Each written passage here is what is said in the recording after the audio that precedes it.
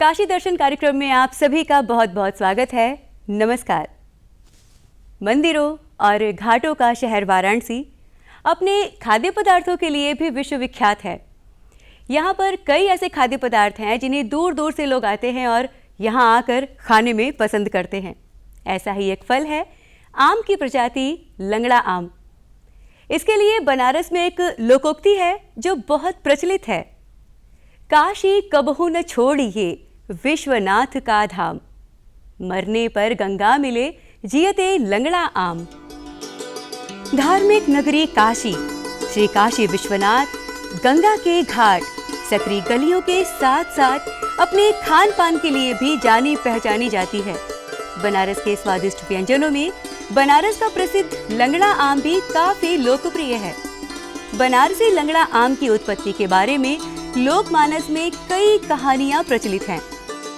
यह लंगड़ा इसलिए कहा जाता है क्योंकि इसकी उत्पत्ति सबसे पहले यह कचहरी के पास जो स्टेट बैंक ऑफ इंडिया का परिसर है उसमें कहते हैं, किंवदंती है कि कोई लंगड़ा बाबा थे जो उसको लगाए थे, बनाए थे और वो आम आगे जाकर के फला और वो उसने बढ़ बढ़ के प्रसिद्धि प्राप्त की और उन्हीं बाबा के नाते उसको लंगड़ा कह दिया गया। वैसे शकल से वो तगड़ा होता है, सुंदर होता है, लंगड़ा नहीं होता, लेकिन अब नाम पड़ा है उसका तो उसको लंगड़ा आम कहते हैं। उसका दुनिया में कोई जोड़ नहीं है। माना जाता है कि बनारसी लंगड़ा आम की खेती की शुरुआत लगभग 250 साल पहले वाराणसी के एक शिव मंदिर परिसर में हुई थी। इस स्थानीय आम का अनोखा स्वाद इस क्षेत्र के पानी और मिट्टी की संरचना के कारण है।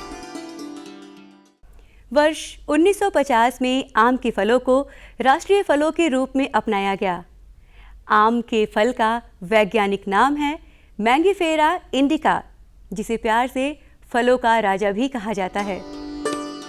बनारसी लंगड़ा आम अपनी कुछ विशेषताओं के लिए जाना जाता है, जैसे ये नीचे से हल्का नुकीला होता है, इसका छिलका पतला होता है, गुठली छोटी होती है। इस आम की एक और खासियत है कि ये पकने के बाद भी हरे रंग का होता है।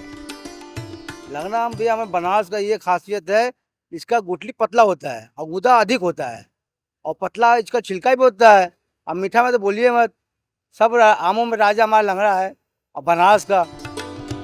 बनारसी लंगड़ा आम के बगीचे वाराणसी के चिरई गांव, अराजी लाइन, बड़ा गांव और हरहुआ क्षेत्रों में बहुतायत में देखे जाते हैं। इसकी उपज आमतौर पर जून के मध्य से जुलाई के आखिर तक होती है। बनारसी लंगड़ा, क्योंकि लंगड़ा की जो प्रजाति है वाराणसी के नाम से काफ़ी प्रसिद्ध है और यहाँ का जो दूधिया लंगड़ा होता है, इसके ऊपर जब हम देखते हैं लंगड़ा के ऊपर तो ये दूध टाइप का, पाउडर टाइप का आपको दिखाई देगा। ये नेचुरल अपने आप इसमें आता है ये, और इसका फ्रेगरेंस बहुत बढ़िया होता है। इस वजह से इसकी काफ़ी पहचान है, काफ़ी मांग है और आम जनता के बीच में काफ़ी लोकप्रिय भी है ये। उत्तर प्रदेश के अलावा लंगड़ा आम बिहार और पश्चिम बंगाल राज्यों में भी उगाया जाता है। उत्तरी भारत के कुछ क्षेत्रों और बिहार में लंगड़ा आम को मालदा आम के नाम से भी जाना जाता है, जो पश्चिम बंगाल के मालदा शहर और पटना जिले के दीघा क्षेत्र को संदर्भित करता है। खान पान के शौकीनों के बीच खासा लोकप्रिय इस बनारसी आम का स्वाद जीआई टैग पाने के बाद और बढ़ गया है।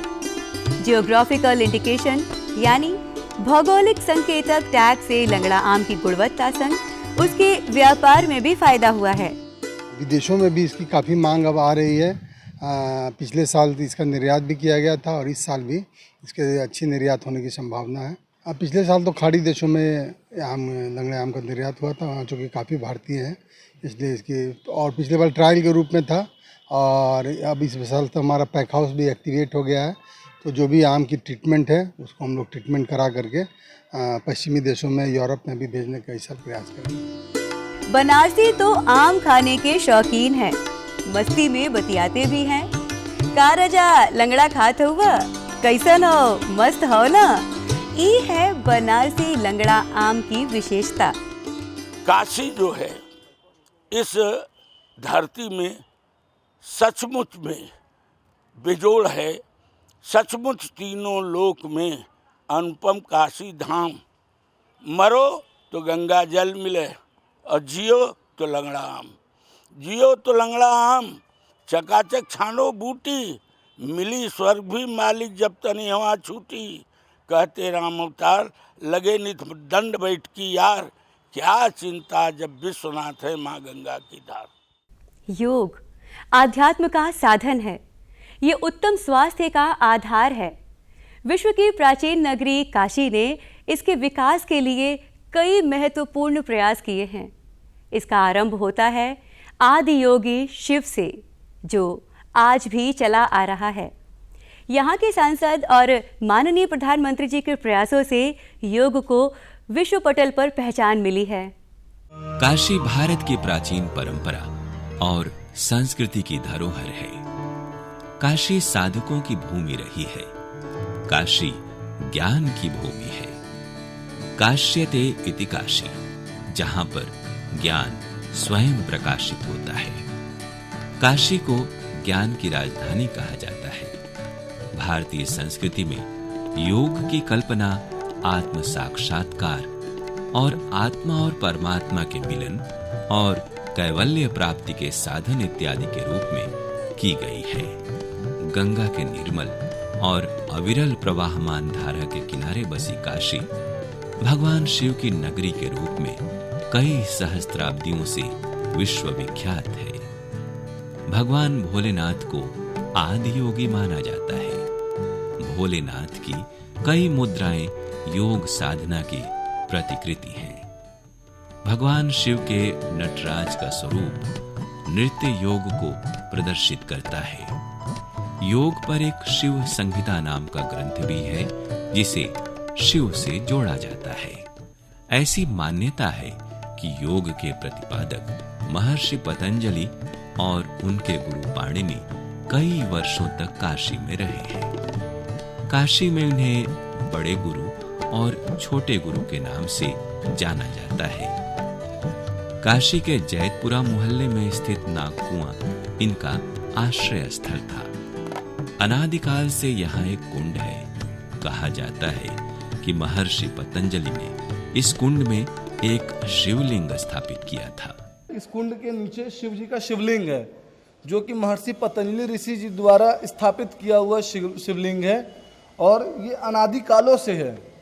महर्षि पतंजलि ने अपनी कृति योग सूत्र में योग को एक प्रयत्न माना है, जो व्यक्ति को समाधि की ओर ले जाता है।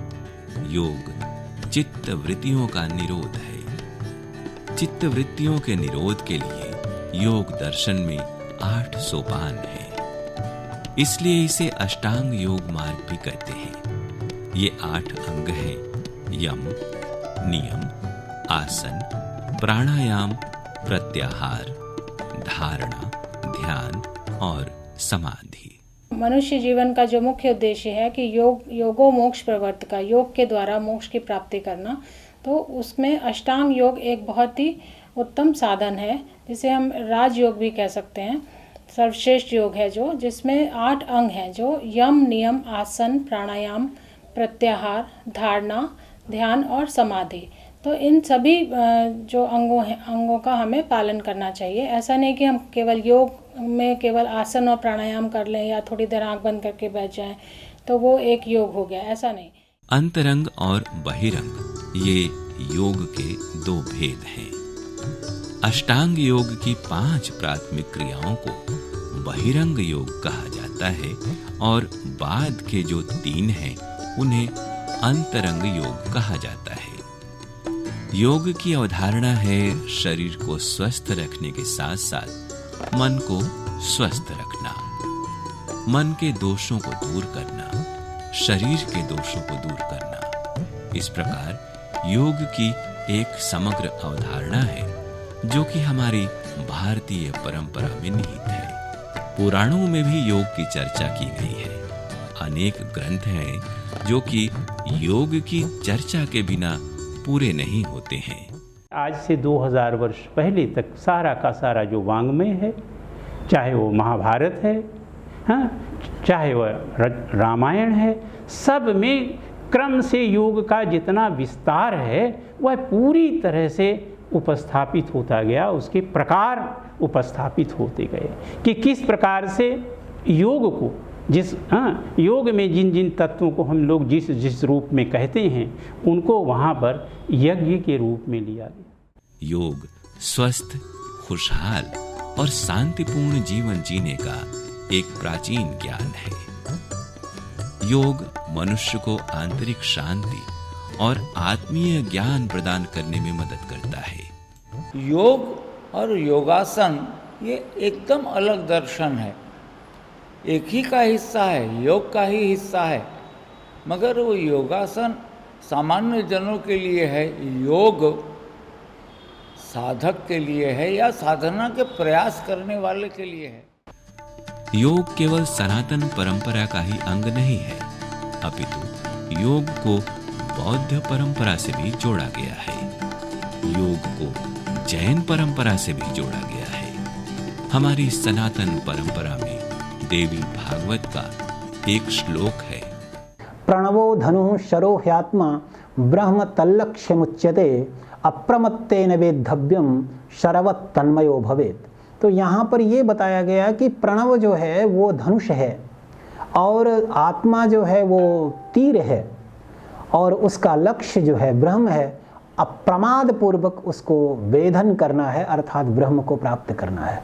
तो यहाँ पर योग का जो चरम लक्ष्य है उस चरम लक्ष्य को बताया गया है।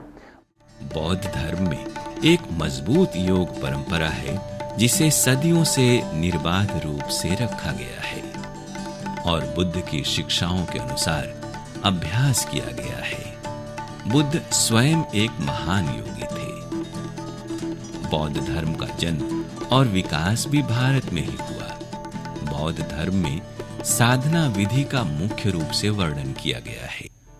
बौद्ध धर्म के अनुसार समाधि से चित्त एकाग्र हो जाने पर प्रज्ञा की प्राप्ति होती है। योग में भी कहा गया है कि समाधि में सिद्ध होने से योगियों को अलौकिक ज्ञान का लाभ होता है। ज्ञान प्राप्ति के पश्चात भगवान बुद्ध ने अपना प्रथम उपदेश काशी के सारनाथ में ही दिया था, जिसे धर्म चक्र प्रवर्तन का नाम दिया जाता है और जो बौद्ध मत के प्रचार प्रसार का आरंभ था। ये स्थान बौद्ध धर्म के 4 प्रमुख तीर्थों में से एक है। योग में प्राणायाम, आसन और ध्यान के माध्यम से हम अपने मन, शरीर और श्वास को एक सामंजस्य बनाए रखता है, उसको योग कहते हैं। और बौद्धों के जो योग या ध्यान या समाधि के हैं, भगवान बुद्ध ने जिस प्रकार से जो भगवान बुद्ध की जो जितने भी उपदेश हैं वो सब जो है 3 शिक्षाओं में समाहित होता है, शील, समाधि, प्रज्ञा। इतिहास से पता चलता है कि बुद्ध को जो ज्ञान प्राप्त हुआ वो हठ योग, शारीरिक अभ्यास और राजयोग का एक संयोजन था। योग और बौद्ध धर्म की आध्यात्मिक जड़ एक ही है। भगवान बुद्ध का काल 6ठी शताब्दी ईसा पूर्व माना जाता है। 6ठी शताब्दी ईसा पूर्व में वो ज्ञान की प्राप्ति के लिए कपिलवस्तु से बोध गया है। बोध गया आकर उन्होंने काफ़ी लंबी समय तक योग साधना की। उनका ध्यान योग उन्हें बुद्धत्व को प्राप्त कराया। तत्पश्चात उनकी जितनी भी मूर्तियाँ मिली, हर जगह जहाँ वो बैठे हुए दिखाए गए हैं, पद्मासन में दिखाए गए हैं। उनके हाथों के जितने भी योगिक मुद्राएं हैं, चाहे वो ध्यान मुद्रा हो, चाहे वो धर्म चक्र प्रवर्तन मुद्रा हो, चाहे वो भरत मुद्रा हो, चाहे वो अभय मुद्रा हो, इस प्रकार जितने भी मुद्राएं हैं सब योग शास्त्र की मुद्राएं हैं। भारतीय योग में जैन योग का महत्वपूर्ण स्थान है। जैन योग की बहुत ही प्राचीन परंपरा है। जैन धर्म में 24 तीर्थंकर माने गए हैं। पूरे देश में तीर्थंकरों की जितनी प्रतिमाएं मिलती हैं वो सब योग मुद्रा में ही मिलती हैं। और योग मुद्रा वाली ही पूजनीय है। जैन धर्म के 24 तीर्थंकरों में 4 की जन्मभूमि काशी ही है। जैन धर्म में यूं तो सभी तीर्थंकरों का आदर और सम्मान है, लेकिन 23वें तीर्थंकर भगवान पार्श्वनाथ का विशेष स्थान है। भगवान पार्श्वनाथ का भव्य मंदिर भेलुपुर क्षेत्र में स्थित है। यहाँ पर एक बहुत ही सुंदर मान स्तंभ भी है। इस स्थान को शास्त्रानुसार 4 कल्याणक की भूमि माना गया है। 7वें तीर्थंकर सुपार्श्वनाथ का मंदिर पवित्र गंगा के तट पर जैन घाट स्थित दिगंबर जैन तीर्थ क्षेत्र में स्थापित है। 8वें तीर्थंकर चंद्रप्रभ भगवान का मंदिर वाराणसी से लगभग 20 किलोमीटर दूर चंद्रावती गांव में स्थापित है। 11वें तीर्थंकर श्रेयांसनाथ का मंदिर सारंगनाथ क्षेत्र में बना हुआ है। जैन योग बहुत प्राचीन है और सभी तीर्थंकरों ने इसी योग के द्वारा, योग मार्ग के द्वारा ही मोक्ष पद को, जिसे निर्वाण भी कहते हैं, वो पद प्राप्त किया है। ये कहा गया है कि जैन धर्म में कि जो मोक्ष की सिद्धि होती है तो वो होती है सम्यक दर्शन ज्ञान चारित्राणि मोक्ष मार्गः। इससे, मगर इसको हम ये भी कह सकते हैं सम्यक दर्शन ज्ञान चारित्राणि योग मार्गः, क्योंकि सम्यक दर्शन जो है वो भक्ति योग है, जो श्रद्धा का योग है, और ज्ञान दूसरे जो है सम्यक दर्शन को हम ज्ञान मार्ग कह सकते हैं, और सम्यक चारित्र को हम इसका कर्म योग कह सकते हैं। तो इस तरह से हमें योग की सिद्धि होती है और इसका बहुत प्राचीन समृद्ध परंपरा है। भागवत गीता में भी इसका उल्लेख है। योगः कर्मसु कौशलम, अर्थात योग से व्यक्ति के कर्मों में कुशलता आती है। गीता में योग के कई प्रकार हैं, लेकिन ज्ञान योग, कर्म योग और भक्ति योग, ये 3 योग मुख्य हैं, जिसका वास्ता मनुष्य से अधिक होता है। महाभारत में योग की चर्चा के बाद फिर ये विलुप्त सा हो गया था, लेकिन राजऋषियों और महर्षियों ने इसे पुनः शुरू किया।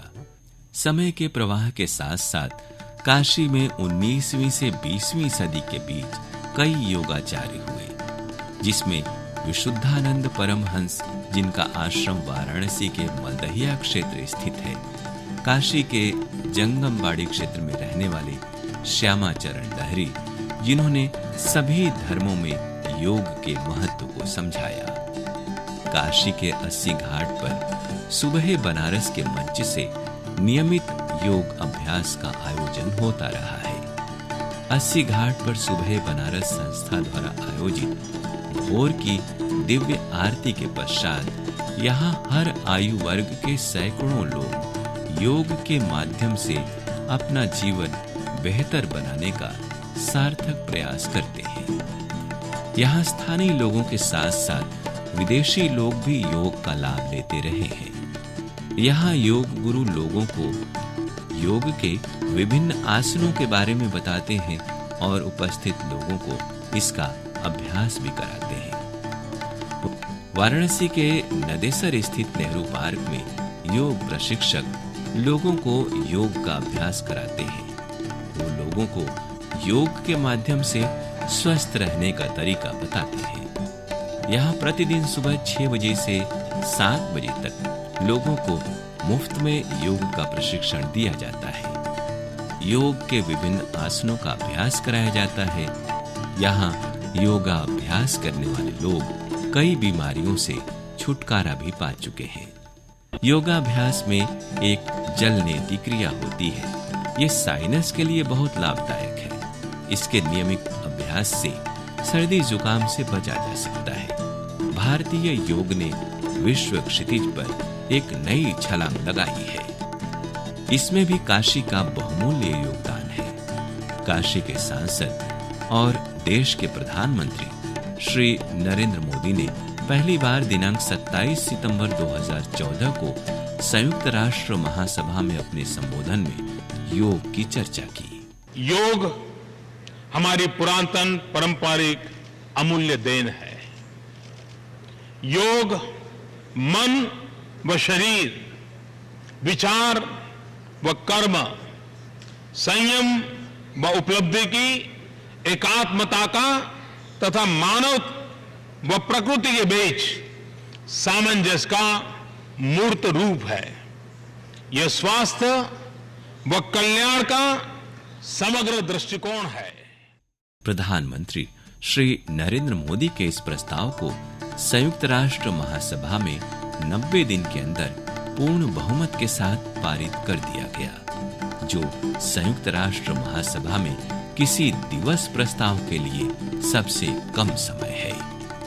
11 दिसंबर 2014 को संयुक्त राष्ट्र में 177 देशों ने 21 जून को अंतर्राष्ट्रीय योग दिवस मनाने के प्रस्ताव के पक्ष में अपना मत दिया।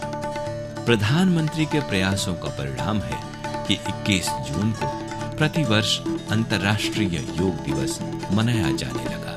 प्रधानमंत्री का संसदीय क्षेत्र योग का केंद्र बन चुका है।